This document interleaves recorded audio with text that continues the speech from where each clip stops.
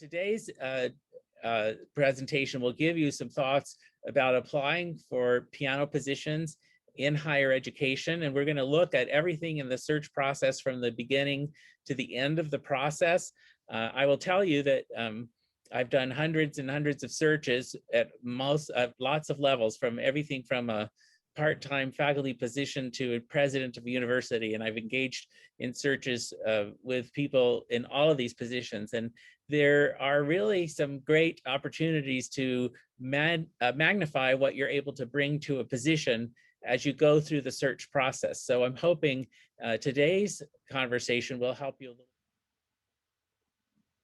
One moment, and we will go into present mode. So again, we're going to look at the search process, but from the view of the dean. And we'll talk about what that means as we move into the search process. The dean or the chair of the department is usually the one that will extend the offer to you for a position. They're usually the one that has the final opportunity to say yes or no to a recommendation from a committee. So this is kind of an important point of view to see, so that you understand what people are looking for as you're playing for your audiences. You want to play things that they appreciate and that you can play well. And that's the same thing with the search process. You want to play and do the things well that you can do well and have the best opportunity possible to get one of those jobs. We'll look a little bit at the search process from the inside. What's happening after you submit your application. When you send your application off, what goes on? How is that time being spent by the faculty? We'll talk a little bit about your interaction with the search committee, which is a lot like a dance. It has multiple parts and different things that are predictable and some things that are improvisational. We'll talk a little bit about receiving the offer, because hopefully you'll get to the point where you'll have an offer from your interview sessions. And then I'll give you a little thought about accepting or rejecting offers, because this can actually make or break your next offer. Believe it or not, it can have an influence on your future jobs, how you entertain this position offer as well. I think it's very important, and this is probably not news to any of you, but it's really important that you understand the audience of your school that you're applying to. And you really need to do some research on the school, even to write your basic, if you're going to keep it at a one-page cover letter or letter of interest. It's really important that you tailor that to the institution. And of course, I have a few types of institutions here. A liberal arts institution offers a broader, usually palette of music courses, Bachelor of Arts degrees, maybe slightly less professional in focus and somewhat more scholarly in focus. But liberal arts schools do offer performance degrees as well, but sometimes they have a different kind of take on them. Comprehensive institutions offer both professional and liberal arts degrees. The University of South Florida, I think, would be one of those. Appalachian State University is one of those. A conservatory, of course, is a very specialized school. So if you're applying to teach at a conservatory, there's a very sort of specialized application process for that. And the standards change for each school that you might apply to. Public and private or independent schools also have different opportunities to think about as you're applying. So research the school, see what's happening at the school or university or college where you're applying. Make sure that you understand what the mission of the college is and how you can contribute to that. That sounds like some words that may not mean so much to you, but you certainly want to make sure that your letter is aligned with the goals of the school. Because if the goal of the university is to produce scholars of the highest quality, and you say, I'm here to produce pianists of the highest quality, you may be there to do that, but that's not the goal that the liberal arts school might have. The conservatory might have that, but the liberal arts school might not. So I think it's really important to know your audience. It's also important to know the academic organizational structure of the unit. So a department of music usually exists within a college of a university. So a department of music is a part usually of a College of Arts and Sciences, or could be a College of Visual and Performing Arts, but it's one unit in the structure of a department that deals with music. Now, their dean of that area might be a musician, and it might not be a musician. So you have to think about that a little bit too. The orientation of the dean in a department of music may be outside the field of music. Certainly the department chair would be in the field of music, but the dean may be outside and might be an artist, or might be somebody from visual arts, or might be photography, could be an English person if it's a College of Arts and Sciences. So you're playing to different audiences, again, for different schools. A school of music will usually have a dean, and sometimes in a college of music, sometimes in a school of music, the school of music will be part of a college, or sometimes it will be independent. I am independent in the Hayes School of Music, so I report directly to the provost. But some schools of music report through a dean in the School of Music to a dean in the College of Arts and Sciences, who reports to the provost. So there can be multiple layers of higher administration here. Again, you really want to kind of think about this before or as you apply, if you can find this information. A College of Music, of course, is simply a larger unit that would have its own dean, and likely, again, be just one step down from the provost in the structure of the college. Read the mission statement of the college or university. I've already mentioned that. Look at the website carefully. Think about the objectives of the department or unit that you're applying to. Check the mission and vision statements. Look for outstanding features. What's unique about the mission? So if the mission reads to you like sort of boilerplate, and it's sort of like, we try to graduate really good students who can do really good things, the end, then that's pretty simple. But look for words in there that are different than other mission statements. So look for wording that might say, we believe in community engagement and international study for every student at our school, things of that nature that are unique. Those are the things that you want to feature in your letter, or think about for your interview process. Things that might be different about the school that you may not have thought about. Be very careful about attributing things to the school that may or may not be true. So for instance, I mentioned last time, my last position was at Nazareth College in Rochester, and that was a Catholic institution until 1974, when it was no longer a Catholic institution and no longer a women's school. So it was a women's Catholic institution until 1974. So in 1974, it became independent from the Sisters of St. Joseph, and it also became co-ed.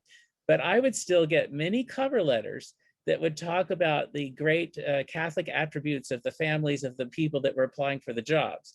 The problem with that, of course, is they didn't look at the website to see that in 1974, we changed, we were no longer Catholic, and that interest might not be as critical to us in 2021 as it might have been in 1950. So it's really important for you to think about that, and don't make any assumptions. If you know somebody at the school, it's best to ask them, talk to them.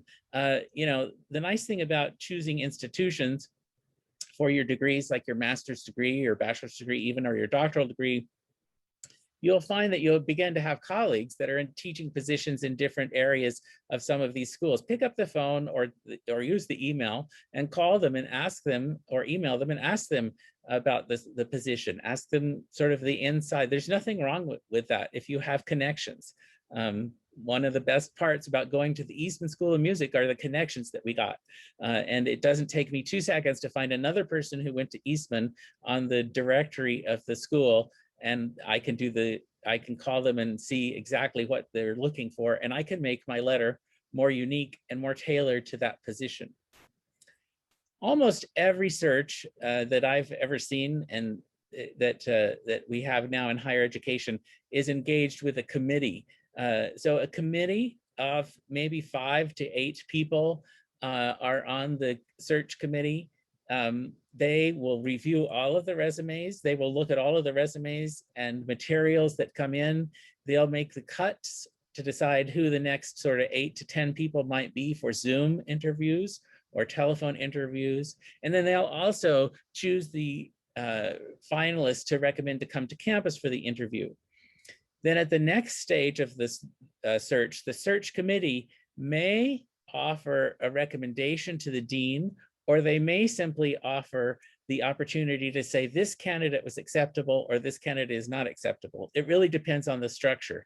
Some deans require the search committees not to rank the faculty that they're choosing and just simply say, out of these 3 candidates, which 3 are acceptable to you as a search committee, and I'll choose the one in the end.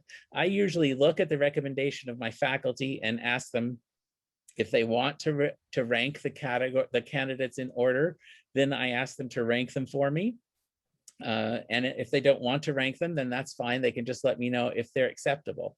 So this is the opportunity here for the search committee to really, after they've studied all of the resumes, all of the videos and recordings and opportunities they've had to look at the candidates in the interview, to offer their recommendation after having gone through the search.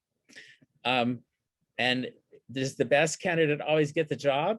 The answer to that question is probably no, unfortunately. So I don't think you could make any assumptions. We'll talk about that more later.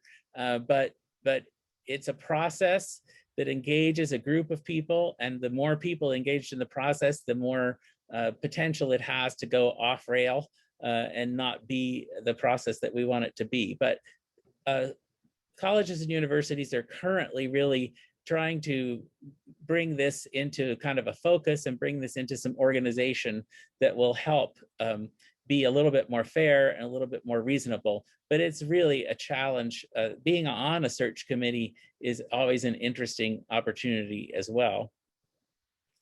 Some of the members of your committee, you'll have different people in the committee with different roles. So someone on that committee is going to be very excited about this new piano position. They've always wanted a colleague. They might be the other pianist on the faculty to play four-hand literature with. They've wanted a colleague that will help them split up the chamber music and collaborative work.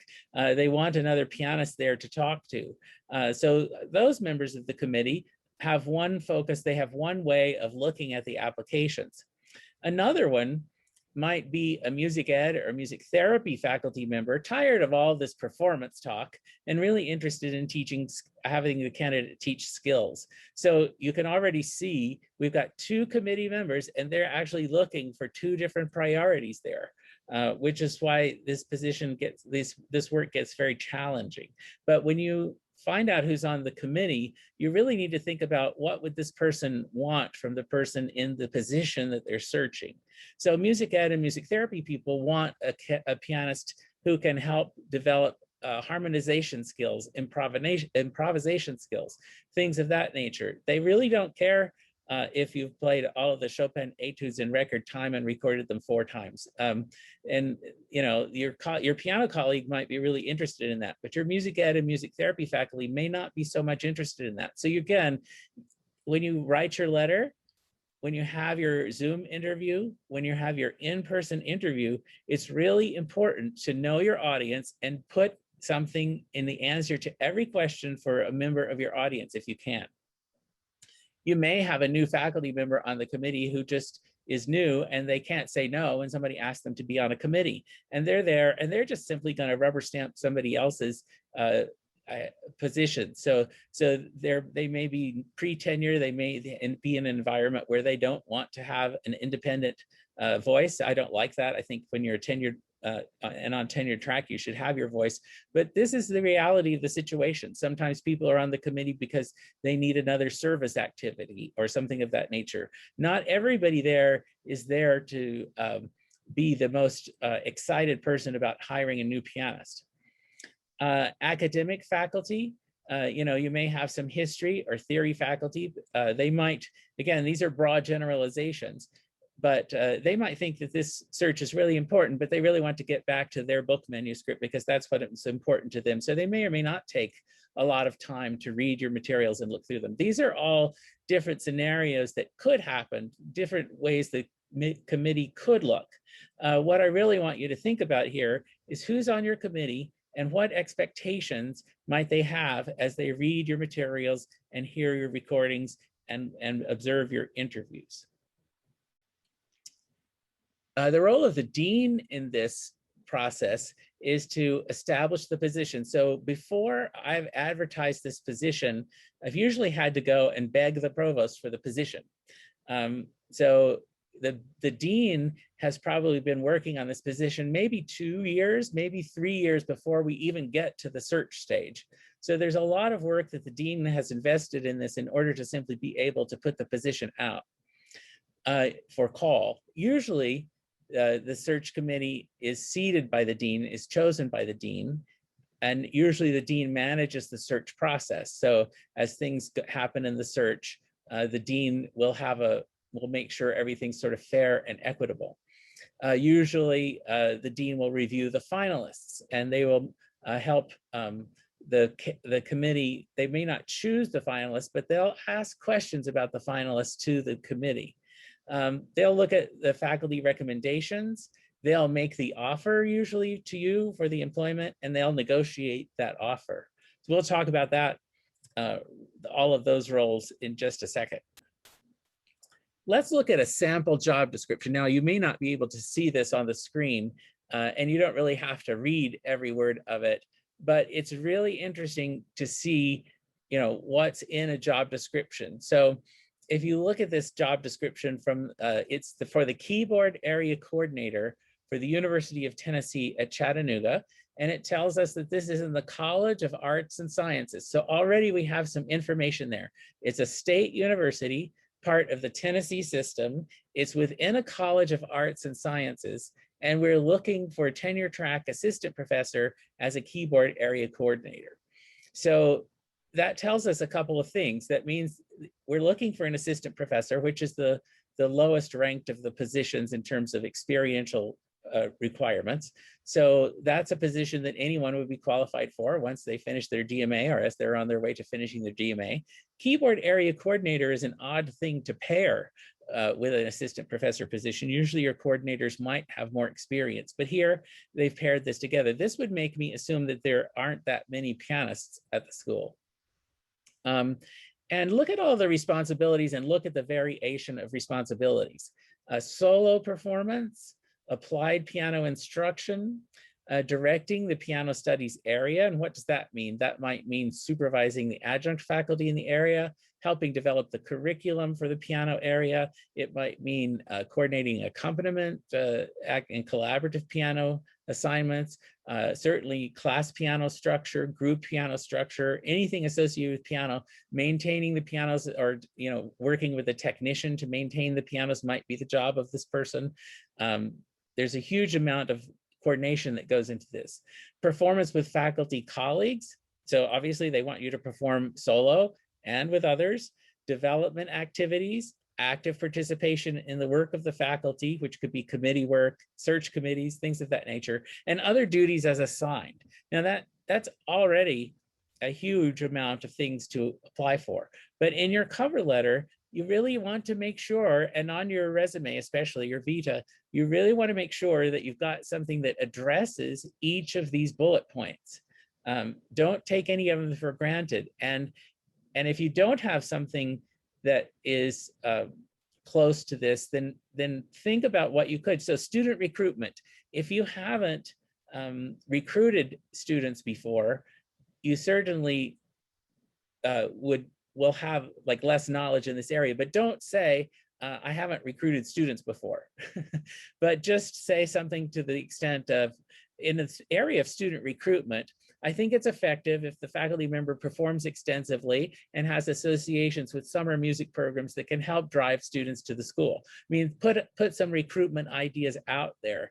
But the last thing you want to say is, I don't have any experience recruiting, because we know that you don't have any experience recruiting by reading your resume. So don't give that away if you don't have something in one of these categories. Now, after all of those things, and even as other duties are assigned, they have additional expectations that will include develop and maintaining the piano curriculum, advising piano performance majors, organizing a piano arts festival, maintaining the student chapter of MTNA, representing University of Tennessee at Chattanooga, and serving as a liaison with local, regional, national, professional organizations. So now we've got another set of activities here that are really critical. And it's important that you address these in your letter. Your letter can be fairly long. Probably the longer the job description, the longer your letter might be. In business, of course, folks kind of want the letters to be tailored to a page or a page and a half. If your letter's 2 to 3 pages for a job like this, I think that would be fine. I don't mind reading that, especially if you've organized the letter well and you're trying to address all of the bullet points here. This job, believe it or not, continues here. Proven experience in fields such as college level teaching, solo and collaborative performances, ability to teach introductory and advanced courses in piano performance, piano literature, and pedagogy. So candidates should also demonstrate stylistic versatility in performance and teaching, a willingness to engage in assisting the University of Tennessee Chattanooga campus in its ability to reach additional goals as specified by the University of Tennessee Chattanooga's strategic plan. So this brings into focus a couple of things that you can think about as you prepare to do this work and write your letter. You really want to think about what you've got in your background that shows some versatility in performance and teaching. You want to look, I always look up the strategic plan for the university or college to which I might be applying and try to pull some initiatives from the plan that I may have had some experience with. So you want to look at the strategic plan. You can usually find it by Googling it on the university website and see what it says. What are they looking to do? If they're looking to grow in the arts, that's a great opportunity. If they're looking to grow enrollment in music, that's a great opportunity as well to mention that. So you want to try to align your letter with the directions they want to go. Preferred qualification, a plan including a demonstrable commitment to diversity and inclusion. This is a big thing. Currently, it should be a big thing. Diversity and inclusion is an extremely important part of our work in higher education. We could spend a whole day on diversity and inclusion and how to write that diversity statement. But what I can advise you to do right now is to be as honest and genuine as you can in your diversity and inclusion statement and as unique as you can. We'll talk about the diversity and inclusion statements more in a minute. Preferred experience and qualifications, including ability to work with the professional and amateur music community, secondary organ and/or harpsichord experience, Suzuki piano certification, and entrepreneurial skills. So these are preferred experiences and qualifications. So these are not necessarily items that you have to have in order to have this job, but they're items that you could have that might be attractive if you had them. So for these, if the job description says preferred, I would simply maybe list 1 or 2 of those if I had them. I don't think I would necessarily try to address all of these if I'm writing my letter to this institution. But it certainly gives you an idea that this piano position is going to be broad. It's going to have a high level of expectations. My guess is it's probably not going to support someone who is going to be playing a lot. Like they're going to have a lot of college assignment duties. So if you're planning on a more active performance career, this might not be the position for you. But again, you have to start somewhere, and so that's something you have to think about as you're applying for jobs. Is this the profile that you see consistent with where you want to go? Now the job ad continues, and this is another important part here. Review of the applications will begin on January 1st. This was 2018. So try to have your job application materials in the week before the deadline. Okay. Sometimes if you just hit the deadline, sometimes all the applications will have been preloaded into files for the search committee, and your application may or may not reach the committee when all of the others are reaching them. So you don't want it to come in late. So I would suggest that you try to get your materials in at least a week before the search deadline closes. A lot of job ads now are saying open until filled, and they're not putting a deadline. And there's a reason for that, because it helps them if they have a candidate they're thinking about hiring and they want to hire that candidate. They don't have to have a search that goes as long. The deadline might not be as extensive. So I think it's always good to assume, if you see something, that the deadline would be about 3 to 4 weeks away, and you really want to try to get your things in the week before the deadline. The ads will generally tell you what to submit. So this says, you know, follow our online application system, which is easy for all of you to do, I'm sure. A cover letter and letter of interest. We've talked about that a little bit. Your CV needs to be very well organized and easy to read. I like to use indentation to make different categories. And I like to use the same font throughout. So one font is good, but I use that font like in all capital letters for some things, and then use capital and lowercase for some things, and then bullet some smaller things. And I also use the size of font. But what you want to do is craft your resume so that it stands out and it's easy to read. When I did my very first resume, I took it to, on the advice of Miss Penny's, I took it to Robert Freeman, who was the Dean of the Eastman School of Music, and had him look at it. And that was a fantastic opportunity for me. And he looked at it and he said, you know, people will spend about 1.5 minutes on your resume when they get it. So that doesn't mean they're not going to read it, but what it means is that you better have it organized so they can see that you have experiences and an education that are very well aligned with the requirements for this job. They want letters of reference, including up-to-date personal contact information for your letters of reference, email, and phone. Please make sure that you let your references know that you've listed them or that you're going to list them. Some of your faculty members will say, list me anytime you want. And that's fine. That's a great opportunity, but you also want to give them the courtesy of letting them know that somebody from University of Tennessee, Chattanooga might be calling them and might be looking for a reference.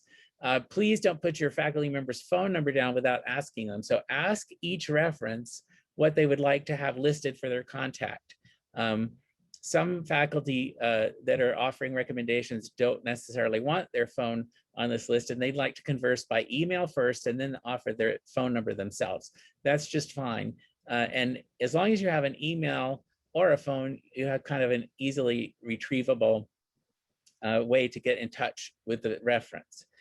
It's really critical that you check your references and make sure they're not out of town or out of the country, or in Jeff Bezos's case, out of the universe.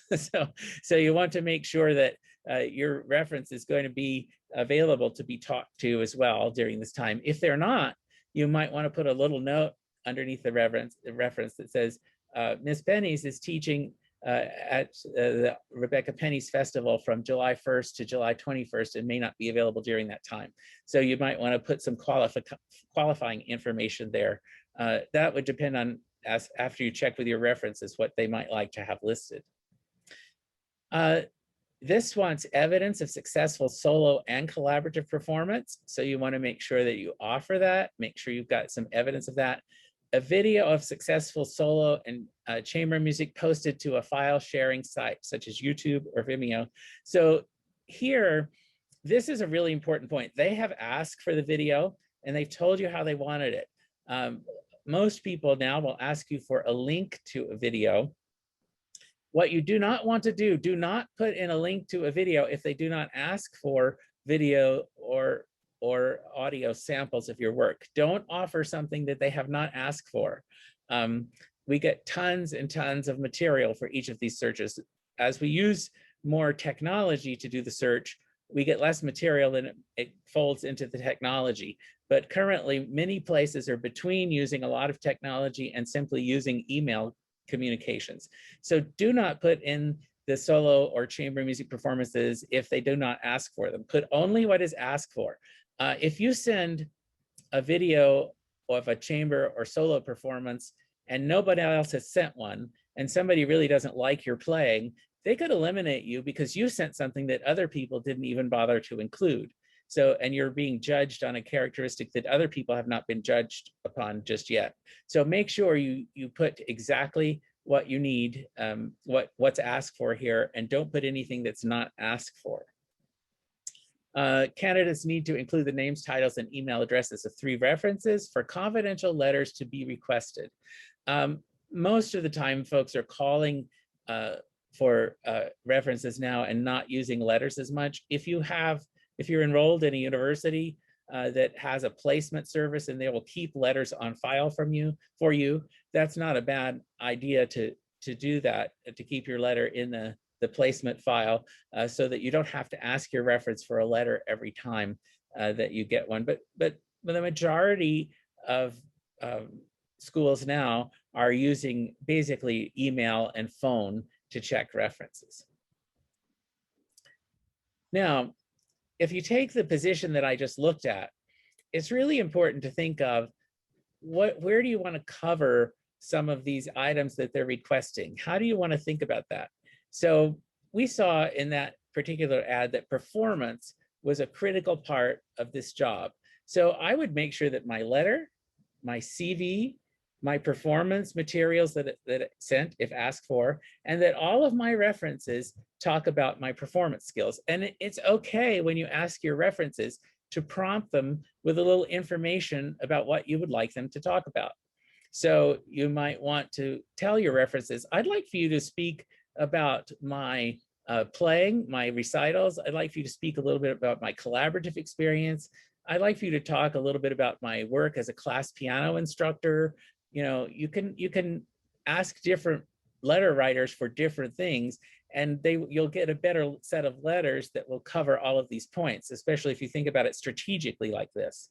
So they're also thinking about instruction. So the teaching part of this, your letter, your CV, your performance should probably think about how you relate performance to teaching. And then one of your references might talk about your instruction, while the other ones might think about your administrative skills or your recruiting skills.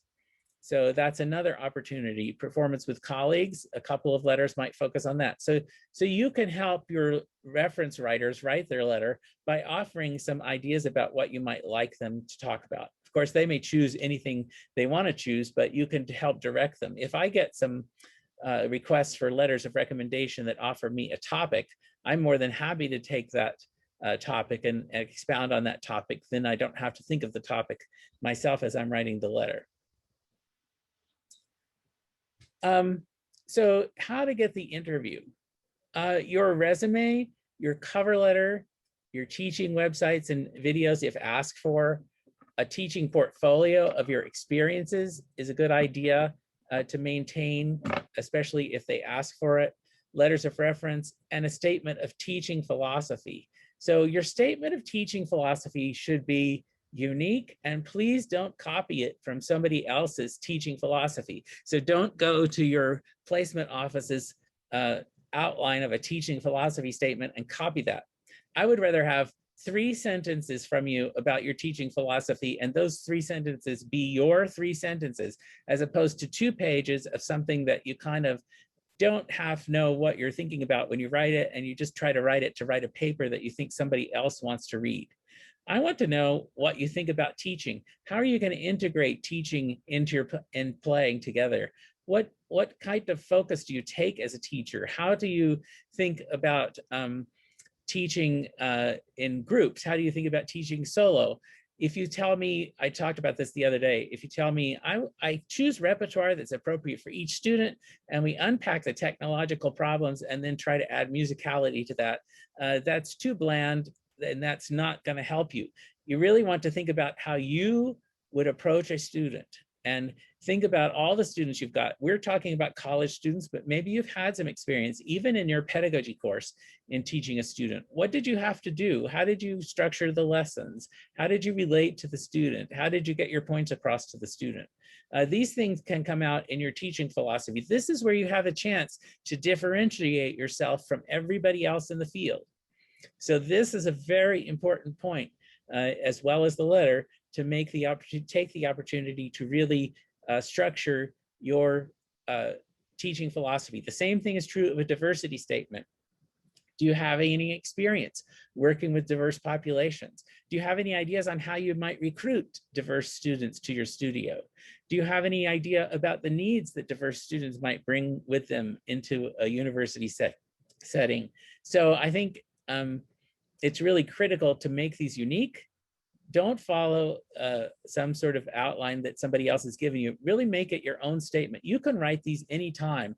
And I know that's easily said, But if you kind of start writing them now, then you can prune them and revise them before you have to submit them. So really be thinking about these types of statements. They're important. Some of those members of that committee will read those, some will not. But you want to make sure if they do read it, that it's the best representation of you as possible. Let's go a little bit to the next step. So after you have submitted that letter and the resume and the other materials that have been asked for, the committee will take some time to review them. And this usually takes maybe 4 weeks to 6 weeks. It depends on the committee, but this is the time that takes probably the longest part of time in the search process. So just because you haven't heard from them doesn't mean they aren't thinking about you.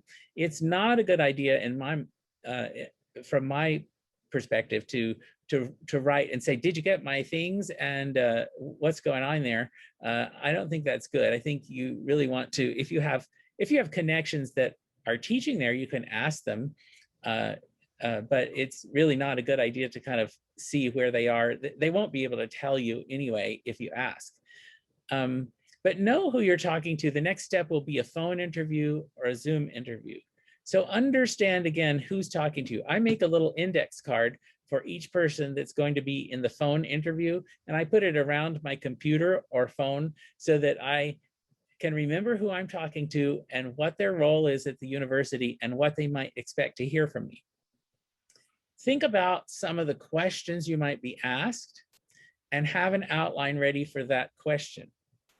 So what questions might you ask if you're giving the interview? If you look at that position, they ask about managing the keyboard area or coordinating or directing the keyboard area. What does it mean to direct the keyboard area and what would you do? Think about an outline for that, how you might answer that question.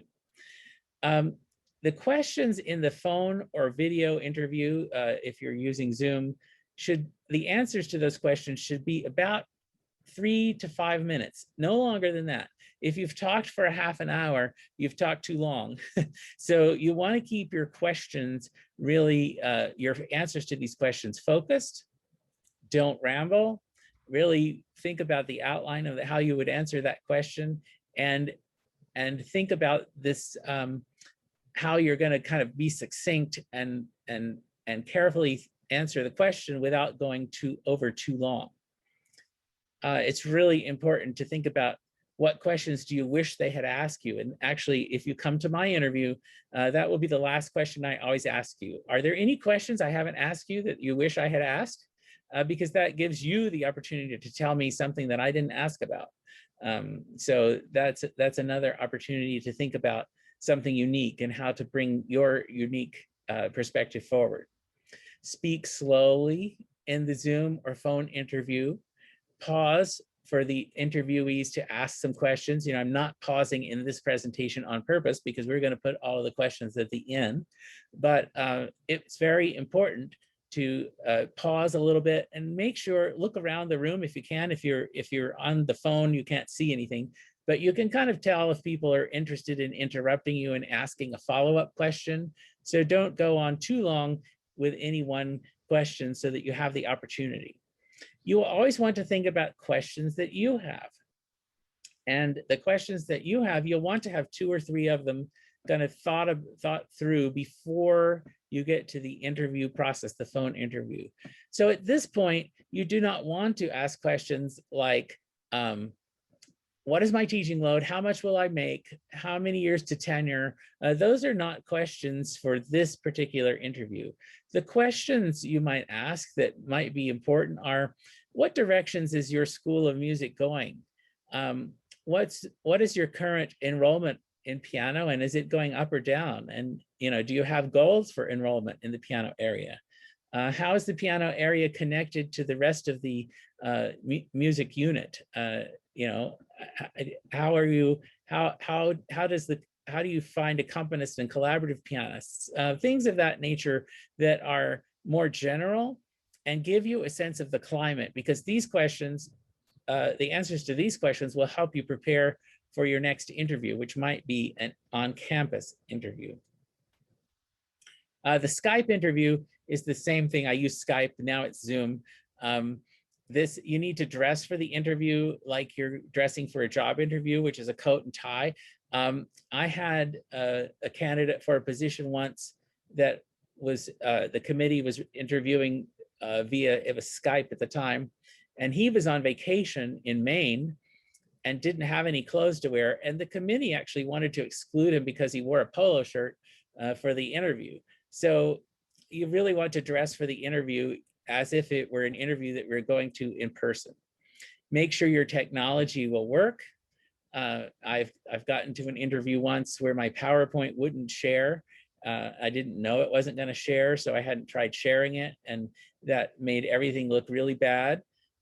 Your background matters. So I'm in my home office and I've set up my background with some composer pictures and my piano in the background. But make sure you listen and allow time for your listeners to interject questions or to ask follow-up questions to the questions you might have answered.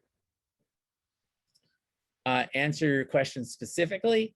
Listen to the questions carefully before you answer it. Usually the answer to the question is in the question. So make sure you listen to the question pretty carefully and be prepared to ask the questions.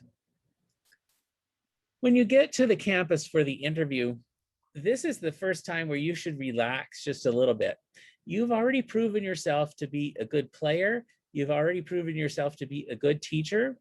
You've proven yourself, you've probably at this point been chosen over maybe 60 to 80, if not more, candidates to get this far. So this is where you need to relax. You still need to be professional. You need to present yourself professionally and musically and from your teaching perspective. But you also really need to think carefully about the fact that people are looking at this point to see if you're the colleague they want to spend the next 10 to 20 years with in the office next door. Now that seems really simple, but that the work of faculty together is critical. So we spend a lot of time as faculty together. As music faculty, you spend a huge amount of time together. You evaluate weekend recitals together. You evaluate auditions together. You really need to be the person that people can get along with through all of these different events. Listening in the interview is also key to understanding the answers to those questions, but asking yourself, are you someone that you would want to spend the rest of your career with in the office next door?